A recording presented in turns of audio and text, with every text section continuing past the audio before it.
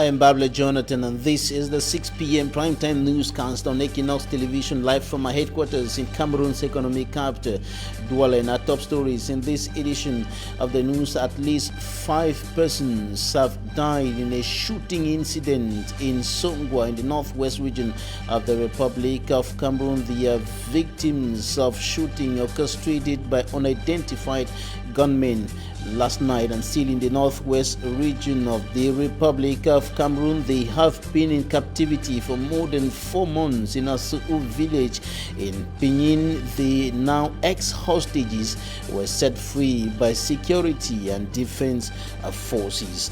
And in other news, the Christian Cardinal Tomi, who is Cameroon's lone cardinal, it begins the journey to the world beyond. His mortal remains removed from the Douala Military Hospital earlier today and taken to the cathedral ahead of burial tomorrow. And in news out of the country, a huge fire burning along Table Mountain has displaced occupants of 3 17-story buildings in Cape Town.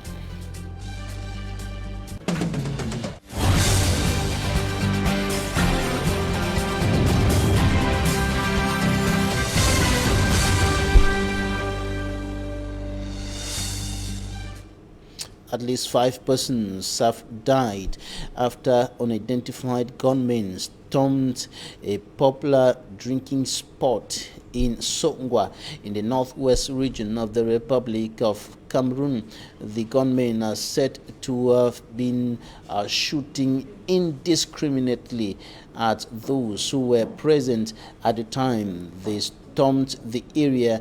And of course, latest information streaming into a newsroom indicates that at least 5 persons died in that incident. And of course, this is just one of the incidents that are being recorded at very close intervals of time within the context of the more than 4-year-long armed conflict hitting the northwest and southwest regions of the Republic of Cameroon. No official statement as of now on that incident in Songwa. Our reporter Mustela files in details.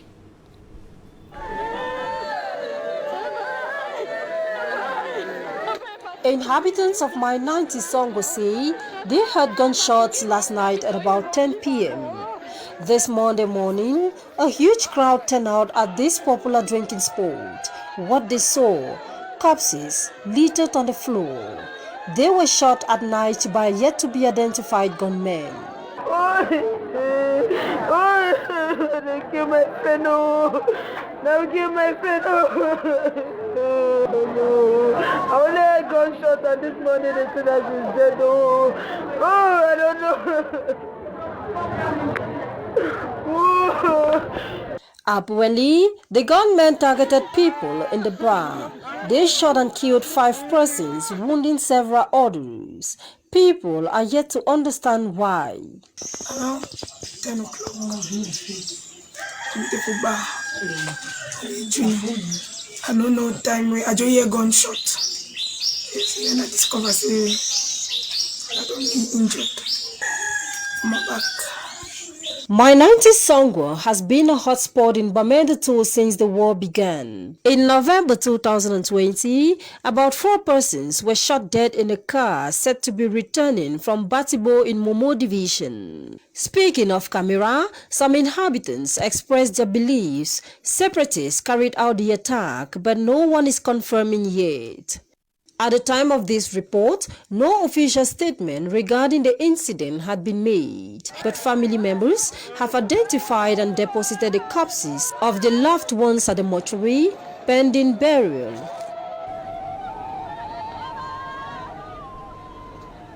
ETV's Mbustela reporting from Songwa in the northwest region of the Republic of Cameroon, and we stay in the northwest region to talk about some ex-hostages set free by elements of the security and defense forces of the Republic of Cameroon. They have been in captivity for more than 4 months in Asou village in the Pinyin, and now they are free again thanks to the elements of Cameroon's national defense. and security forces. There are about 11 of them, or rather 9 of them, who were set free recently, as Manjik Angebe reports.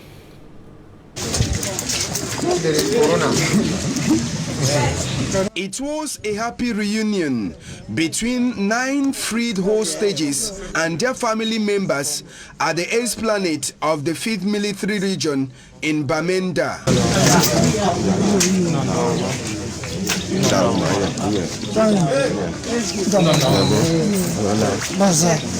While in the camp of the armed men in Asu Kwata, Pinyin, they were beaten under their feet with machetes, and one saw his ear cut off. They gave Gomo my head. So they gave Gomo my head. The first time you were the first one with me. For Kwata, notwithstanding the pains they went through, their parents were happy to have them back. Kidnappers came around 1 p.m. in the night, well armed, and took them away. So we were sad. When there was no way to go, nothing to do, the whole day, even I felt even sick. From that day to today, I've never been sound. So we just sit praying. Then went to the headquarters. We gave this information to. He says he didn't know how to write to the government. That we should just keep peace. We should wait. Then he will tell us. So yeah, it's just yesterday again that we had the information that God has given you people way to go and knew where they are.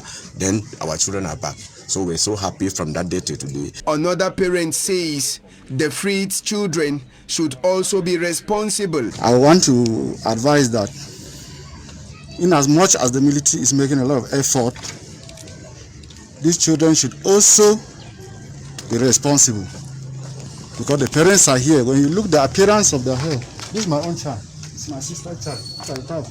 As a teacher, I will want to say that it's not only the military that can discipline children. These children, they are our children, and we should discipline them so that we make the work easier for the government and the military. The operation that led to their release came after the military had flying news about the blocking of the Bamenda-Bafusam stretch of road in the days ahead. On the night of 16 to 17, a task force conducted a targeting operation in the locality of Pinyin, and then you can see the results. They liberated 9 of those young people, and they also collected some materials, automatic guns, den guns, and others from the kidnappers. Apart from the hostages who were set free by the military, some materials used by the armed men in the fabrication of local arms, bullets, rifles, and a commercial motorcycle were seized by security and defense forces, who say they will leave no stone unturned in their quest to bring peace to the northwest region of Cameroon.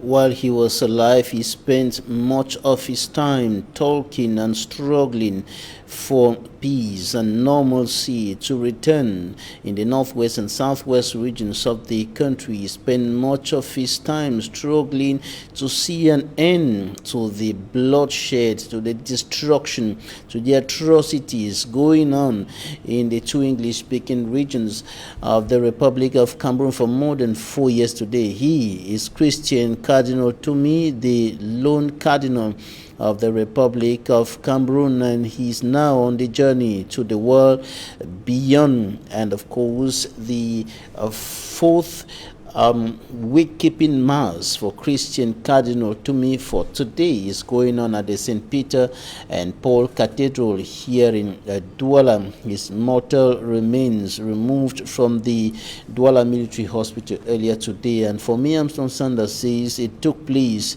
in strict respect of anti-COVID-19 measures. His report. Phase 1 was here at the Douala Military Hospital mortuary, where you see vehicles are actually leaving. It took just 17 minutes after the casket containing the mortal remains of Christian Cardinal Tumi was brought to the esplanade of the Douala Military Hospital mortuary. It was followed immediately by a brief sermon and prayers done in a strict Catholic religious tradition.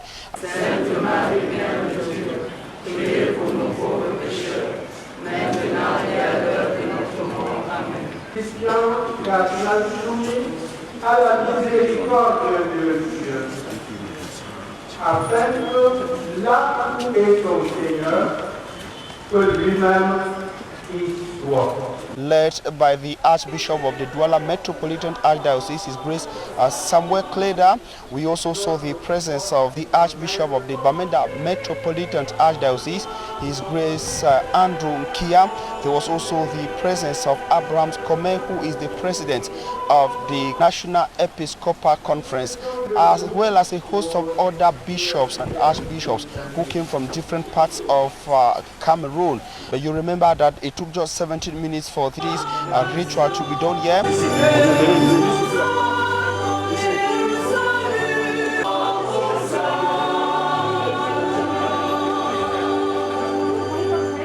The mortal remains of Christian Cardinal Tumi are being conveyed to the St. Peter and Paul Cathedral in the nation's economic capital city, Douala, where he served for many years as Archbishop. As you can see, it was a very brief ceremony, and we are headed to the St. Peter and Paul Cathedral in Douala.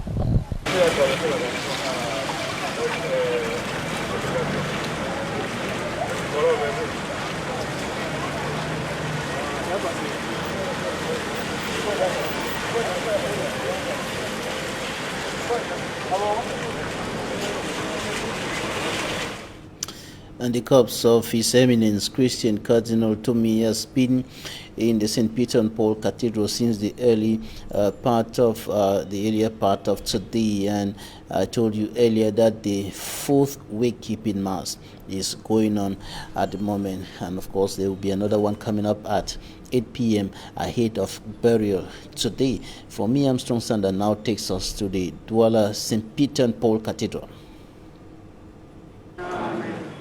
After a less than 30 minutes corpse removal ceremony at the Douala Military Hospital mortuary, His Eminence Christian Cardinal Tumi in a coffin arrived at the St. Peter and Paul Metropolitan Cathedral in Douala, where he served as Archbishop from August 31st, 1991 to November 17, 2009.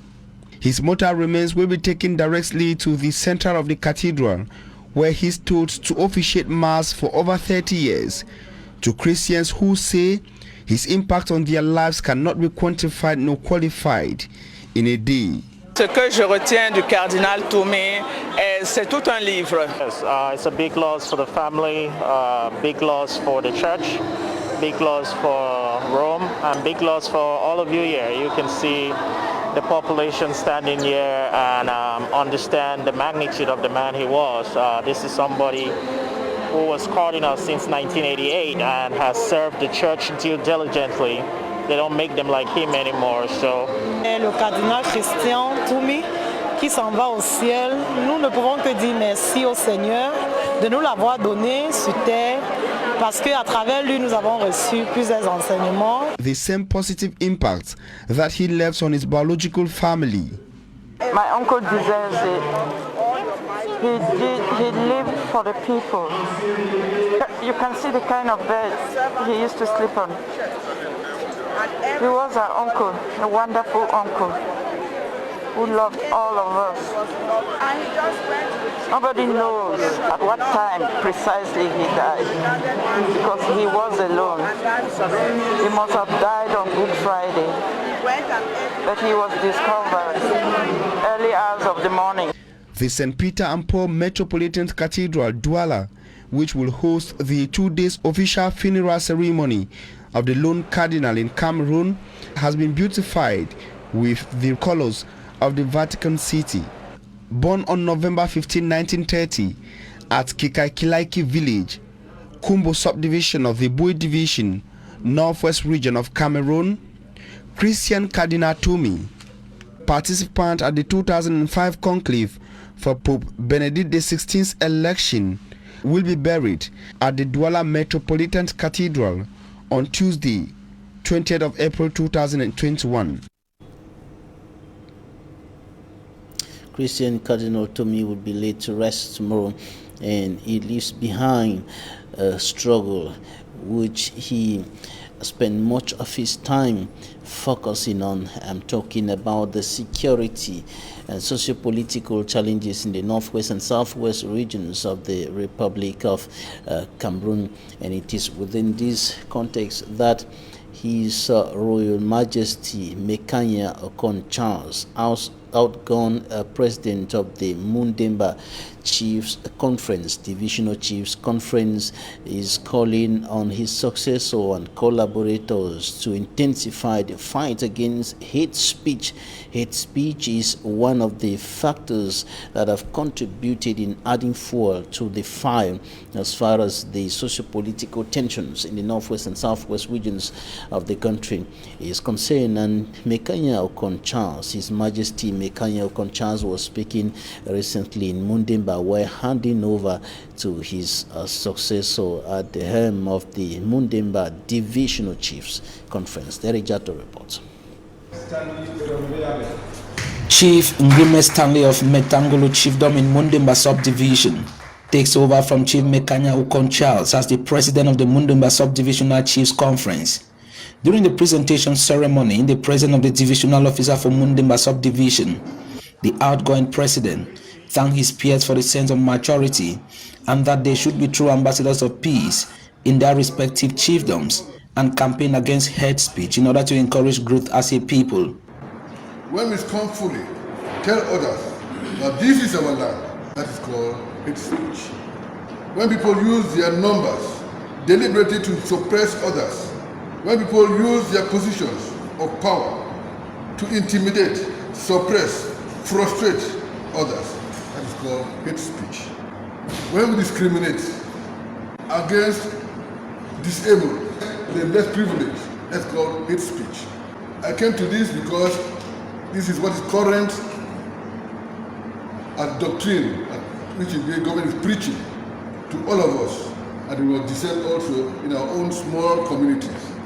Though Mundemba is observing some relative calmness, but there is still need for vigilance, and the bike sector needs some sanity. Reason why Chief Okon Charles brought with him some identification jacket for the bikers here in Mundemba. Be very happy for our patch in Mekanya Rondo and for Apart from assisting in the repairs of some basic amenities like roads and bridges, Chief Mekanya Okon Charles also begged his fellow chiefs to go and encourage their subjects to engage more in agriculture, showing some of his farm tools ready to assist farmers in need. The incoming team has to work as the outgoing team. The presentation ceremony also provided the opportunity for the Mundemba Subdivisional Chiefs Conference to congratulate Chief Dr. Joseph John Gute, Cameroon Prime Minister and Head of Government, who is the son of Ndian Division. Because of the prevailing crisis, chiefs have not met as a body to congratulate the Prime Minister, Head of Government. We therefore use this sitting to formally send our heartfelt congratulations to the Prime Minister, Head of Government, His Excellency Chief John Gute Joseph. Chief Ifama Emmanuel of Mundemba was also presented as the president-elect of Ndian Chiefs Conference. Opposition politicians in the Republic of Cameroon blame what they consider as poor management of the COVID-19 fight in the country on bad governance and disorder within the administrative circle. But supporters of the CPDM say there is no disorder. There is no disorder in Bia's government. They were speaking on Droit de Réponse on Equinoxe Television yesterday, and Innocent as they compiled their views in this report. Groups of influence and power keep multiplying in Cameroon, notably around the management of funds to fight against COVID-19. To the opposition, it is a consequence of bad governance. Even if the Prime Minister is at the helm of an interministerial committee, this does not change the fact that he remains the Prime Minister of the country. How comes that a minister who has passed to execute certain projects is kicked aside when it comes to execution? Instead, other persons are chosen to do the task. CPDM militant underlines that there is no cacophony within the Bia's government. According to him, the head of state remains the sole captain. It is the head of state who fixes economic and socio-political orientations. He has authority to assign the Prime Minister and to create a task force. Il est libre de confier les missions au Premier ministre. Il est libre de créer une task force. Encore plus, la task force a un caractère temporaire. CRM militant precises that the Secretary General at the Presidency of the Republic is consolidating more power. Ce qu'on constate quand même, c'est que what we noticed is that the task force was surprisingly given powers of ministers to execute projects. This means the concerned ministers are now powerless. Des membres du gouvernement. It is thus such scandal that makes people develop bad thoughts, like seizure of power. Nous ne pouvons pas dire que the CPJ militant rebukes such thoughts, saying he is merely working on instructions from the head of state. Par le chef de l'État lorsqu'il a reçu les rapports concernant, n'est-ce pas, le Covid. The opposition that has remained adamant thinks it is high time the captain takes full control of the sinking ship. Juvenile delinquency is on the rise in schools across the Republic of Cameroon with deadly consequences, and to fight this ill in the academic milieu in the country, the Consumers Union is on the ground intensifying sensitization, notably in schools in the town of Douala, in order to curb juvenile delinquency and its consequences on pupils and schools in the country. Immaculate Fogwe has more. On the 29th of March 2019, a Form 4 student of Government Bilingual High School Deido Douala stabbed to death a Form 5 student. On the 14th of January 2020, a 15-year-old male student equally stabbed to death a mathematics teacher of Government High School Kolbisong Yaoundé. These are two of several other tragic incidents that are recorded in educational establishments in Cameroon. Juvenile delinquency is on the rise in school milieu, and if stringent measures are not taken, many other tragic incidents may still occur. Drug taking, cigarette smoking, and gambling is killing schools in Cameroon. It is the brain behind all the killings, all the fightings, and all the theft in our school. In order to address this cankerworm, the Cameroon Consumer Syndicate FOCACO sensitizes students on the dangers of gambling, violence, drug and alcohol abuse. Gambling, alcohol, tobacco and narcotics are bad for the brain of young people. So we are calling them to avoid that product, and we say that on behalf of the Sages, we are touched. We are so happy with the presence of this group here today, because we are praying if you could multiply this visit, maybe it will help sensitize our students to stop this type of delinquent act that we may consider ignorant. So we call upon you people to come constantly so that they may be relieved from this illness. Government authorities are urged to construct recreational facilities in schools in order to stop these students from being idle. We need more stadium for young people. We need more recreation centers, and so we are called the student, the teenager, to avoid participating in gambling, to avoid taking alcohol, drugs and tobacco. The sensitization campaign is expected to run from the 19th to the 30th of April. Within this time frame, the syndicate will visit schools in Douala, Yaoundé and Bafoussam.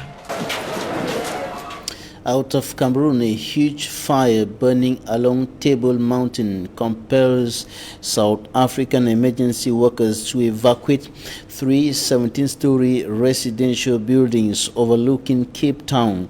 The blaze spread quickly after breaking out yesterday morning near a memorial to politician Cecil Rhodes, and a restaurant was destroyed. The University of Cape Town's historic library has also been badly damaged. About 250 rescue soldiers have been battling the blaze. Fanned by strong winds, helicopters were used to waterbomb flames, but their work had been hampered by strong winds. South African National Parks said the flames spread quickly because of low humidity and dry bush. It adds that the fire created its own wind, further increasing the rate of spread, and estimates that firefighters will need about 3 days to control the flames. And for greater details, now take a listen to this extract of the spokesperson of Cape Town's firefighting service. It's been a very tiring and testing day, and even the evening. As you can see, the strong southeaster came out this morning, and from 2 o'clock actually it moved across from the Rose Memorial side over to Vredehoek. Currently it's above Tafelberg Road, and we've got resources deployed on that side. Also at the bottom slopes here by Pepper Tree as well as Chelmsford Street, we've got resources there now. It's be extremely difficult for aerial support, but I think the RX helicopter that assisted us in the Massimo Pelele fire would be the only chopper that will actually can fly in this windy conditions. 2 city firefighters were injured and they were taken to a private hospital, and 2 of the fellow agencies from the Wildland Fire Services were injured and were also taken to hospital. The condition is not yet known, as that is a private matter with them. Obviously the Jagger Library that sustained the most damages. There's a structural engineer coming out this morning to see what damages was caused, but we still got crews there in case there's any flare. That's it for the first part of this newscast. Talking Point is up next.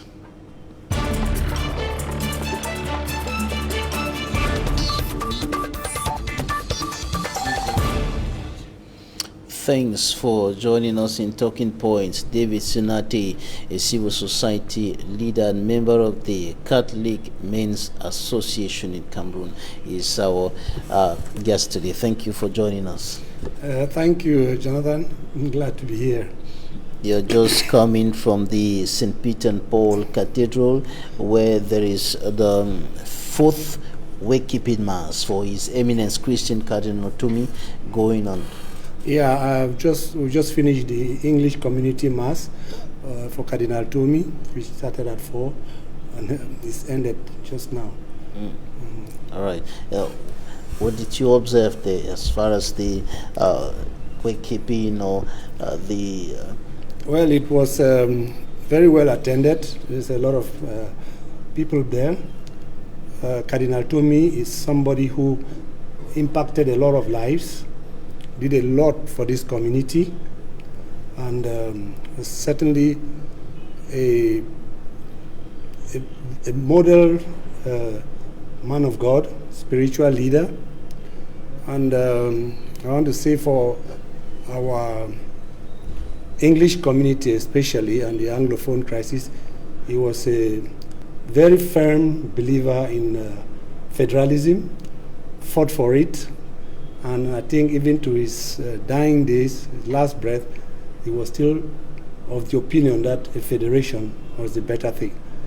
And what I personally cannot understand and cannot accept is that this man of God with such goodwill was refused the opportunity to organize an Anglophone conference where Anglophones from the Northwest and the Southwest could sit among themselves and talk and decide and debate, and let's see what comes.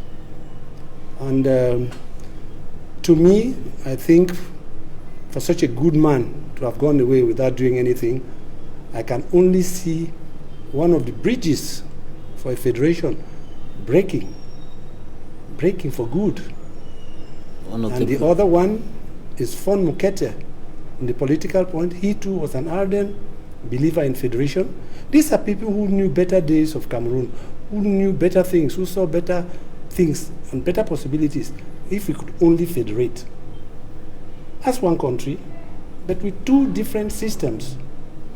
What was agreed? Going back to the two-state federal system that existed before it was abolished. And these are some of the solutions that have been proposed on several occasions by many people for over 4 years today. Return to federalism, and even the AGC was coming in as a pathway to the solution to the problems in the northwest and southwest regions of the country today. And there is still bloodshed, there is still destruction going on. The last incident in Songo left at least 5 persons dead last night. This is so tragic. It's so sad. And they look at it as a joke, because a general, a whole general of the army, is the one who goes to rescue or to receive people who have been rescued. There is more to this than just that. It's not a joke anymore. Let's be serious.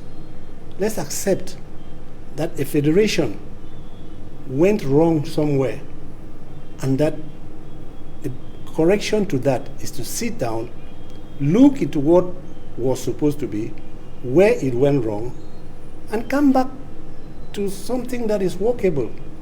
It's a democracy. We can vote on it. And everybody says, yeah, one and indivisible, fine. You say a federation, fine. And if they say we go our separate ways, why not? Fine. What's your reading of such an incident at this point in time? A random shooting by unidentified gunmen, and on the spot 5 people go down.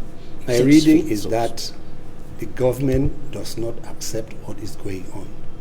They believe things are cooling down. They believe there is calm. They believe they are smashing the people. They are getting control of them. None of that. None of that. I'd say if it continues like this, then this worse is yet to come. People are frustrated. People have nothing to do. There is no way out. Yaoundé is a city of its own. It's not living in the republic. They get information, but they don't know how to interpret it. They don't know how to use it. You're attributing that incident to what you consider as government's refusal to accept the actual situation on the ground.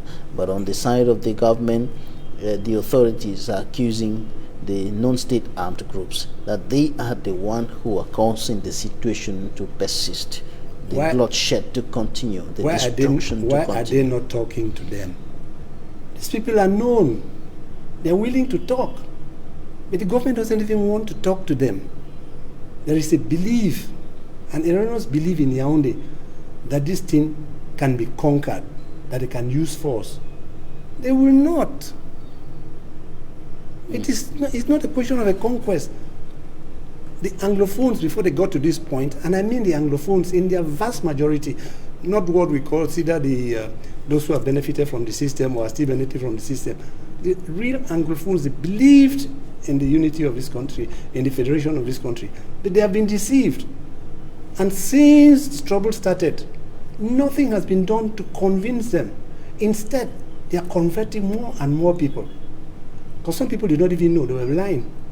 And then as time goes on, as the cruelty goes on, as the savage, the butchery continues, there are those who are convinced that there must be some truth in this.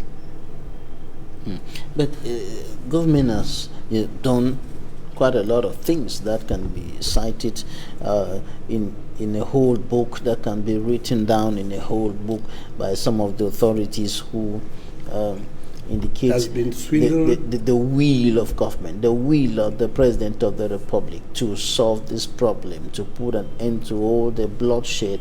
I'll ask the head of state, whom I still believe in, that if he really has the will, he should listen to the people that matter. Let him throw away all those ones who are giving him advice now. Let him call his worst enemy among the Amber boys or among the opposition camp and listen to him, you find out that they are human beings, that they have a complaint and they have a solution. And that solution is not as deadly as the head of state is being made to believe it is.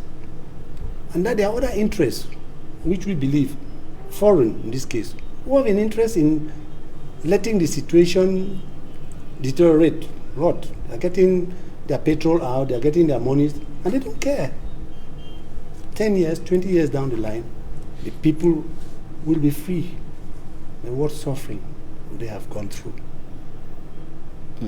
And some of the people who have been in captivity for more than a month in Asu, in Penin, set free by security and defense forces, said that one of them said he can't go away from the military because if he steps away from the military, his head will be cut off. Yeah. Do those people look to you like refugees? Do they look like people who suffered? They are healthier than some of the people who are in town here. I looked among them to see misery. I looked to see people. The Muslims, after their month of Ramadan, will be slimmer than most of them. Take a good look at the picture again. I know say they're not capturing people, but those don't seem to me like people who were suffering in any place. They were eating very good fufu and kati. That raises a question mark. Are they actually staged? I think. They don't look like miserable people to me. I'm sorry. They're well fed. Some of them were severely beaten. So they say. According to. So they say there's cameras now. There is what do they call it? Android. Why didn't they have their captives film it so that they can come and show us? I don't know. I think the joke is gone too far. Let these people decide to solve this problem. It's easy. Let people stop benefiting from the disarmament, the camps, the propaganda of bringing people to town and talking. There is real suffering going on. And I bet you, Jonathan, go to Bonaberry, go to the IDP centers, you see people suffering there far more than these ones who say they have been in captivity. Suffering, of course, is almost the daily bread of children, women, young people, men across the two regions, especially those who are in very remote areas, and things seem not to be moving towards the direction of peace when we look at such incidents occurring today. What would you say about the extremist kind of position that has been taken by some people here and there? On the other side, we don't want anything, we want our state. On the other side, we can't talk with you, we must track you down and kill you because you're rebels, you're terrorists, you're this and that. Those are all positions of people who stand to gain from whatever. But the real people who decide are the ones in the middle. And the only way they can decide if they let those extremists come into a dialogue and talk. Let them come and discuss. Let them make it possible for them. Let not invite them to Yaoundé, appoint the people on one side and appoint the people on the other side. They are all talking to themselves. We know who the opposition people are. We know what their position is. They've said it's too risky to come and do it in Yaoundé. Look for a neutral place. Some Cameroonians abroad were proposing that a meeting should take place in Ghana, for example, where all those people be brought together. But the pride of the rulers of this country will not let them accept a thing like that. Right. Prepare for people to suffer. David Sunadi, civil society leader, thank you for your time. Thank you, Jonathan. Thanks, ladies and gentlemen, for staying with us. And that will be it for today. Have a nice evening in the company of our programs. Equinoxe Tv. Next.